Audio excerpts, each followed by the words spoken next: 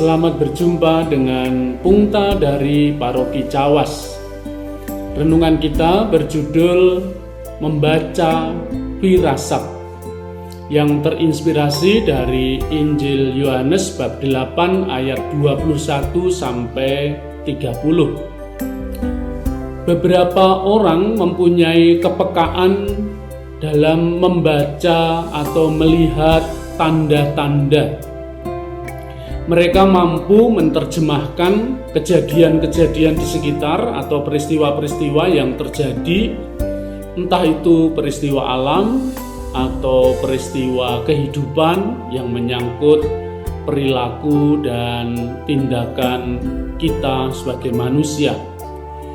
Firasat itu adalah sebuah gambaran tentang apa yang akan terjadi. Ada gelagat atau tanda yang akan menimpa seseorang.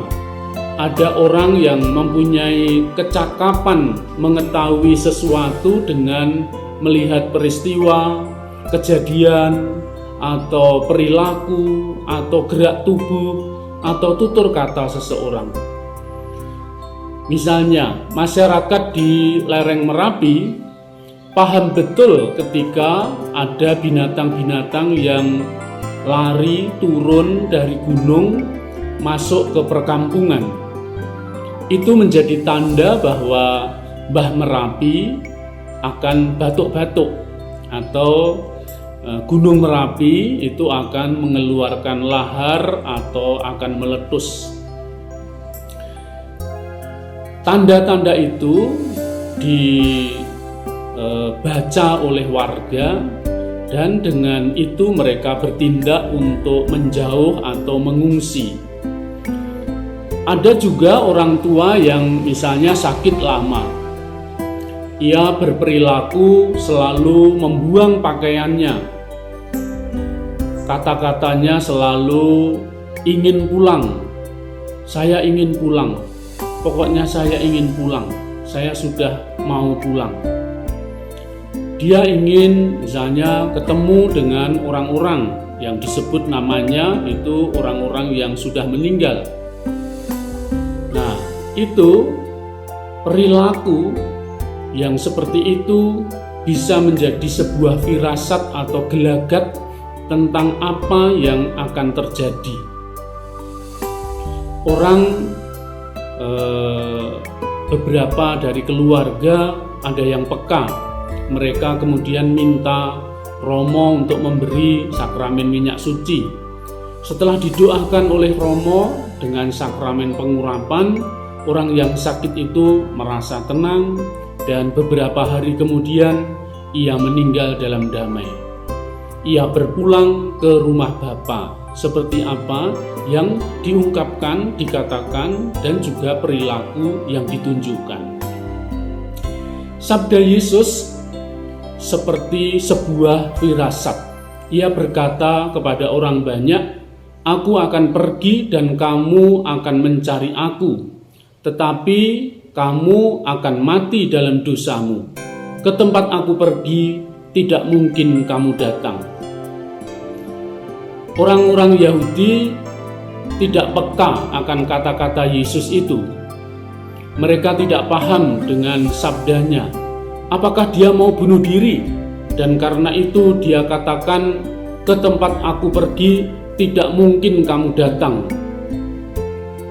Beberapa orang tidak mampu menangkap kata-kata Yesus, sampai-sampai dia berkata, "Apalah gunanya lagi aku berbicara dengan kamu?"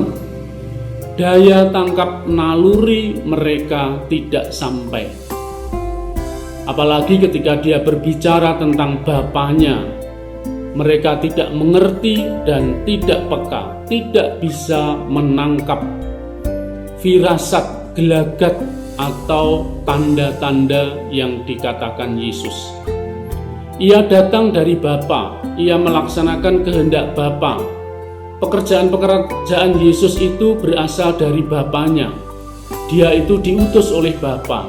Sebagai utusan, dia senantiasa berbuat apa yang berkenan kepada Bapa. Kalau orang memiliki intuisi atau kepekaan nurani, ia dapat menangkap pesan yang dibawa oleh Yesus. Seperti para penjaga yang berkata, "Belum pernah seorang manusia berkata seperti itu." Para penjaga itu bisa melihat gelagat, merasa ada firasat bahwa kata-kata dan tindakan Yesus itu bukan sekedar kata-kata biasa seorang manusia. Bapak, Ibu, saudara-saudari, mari kita belajar mengasah kepekaan hati nurani agar kita mampu membaca rencana dan kehendak Allah bagi kita. Dengan demikian, kita akan bisa menyelaraskan sikap dan tindakan serta tutur kata kita dengan sikap Allah sendiri. Yang dibutuhkan adalah kepekaan untuk membaca, melihat, mendengar dengan hati nurani. Mari kita membuka hati kepada Tuhan.